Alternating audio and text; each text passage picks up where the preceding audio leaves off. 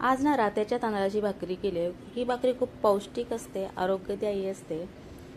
रात्याचे तांदूळ पूर्वी घराघरामध्ये पिकवले जायचे, शेतामध्ये हेच तांदूळ व्हायचे, त्यामुळे भाकरीसाठी आणि भातासाठी हेच तांदूळ वापरले जायचे अशा आमच्या मम्मी सांगतात। आणि सर्रास प्रत्येक घरामध्ये रात्याच्या तांदळाची भाकरी आणि भात व्हायचा।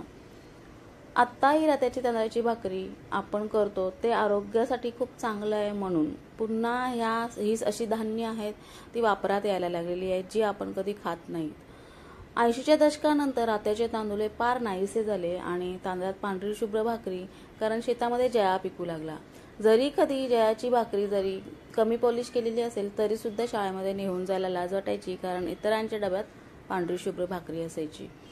तर असं हे रात्या पुराण आत्ता पुन्हा चालू झालेलं आहे, कारण वेगवेगळी रोगराई येत आहे। कोणाला डायबिटीज, कोणाला बीपी, कोणाला ॲनेमिक होतात कोण, त्यांच्यासाठी हे तांदूळ खूप आहे, कारण या चांगलं आहेत, कारण यामध्ये लोहाचं प्रमाण खूप चांगलं आहे।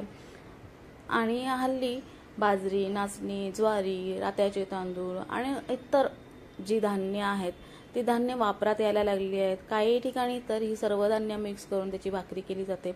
म्हणजे आता समाज थोडासा पौष्टिक गोष्टींकडे वळू लागलेला आहे।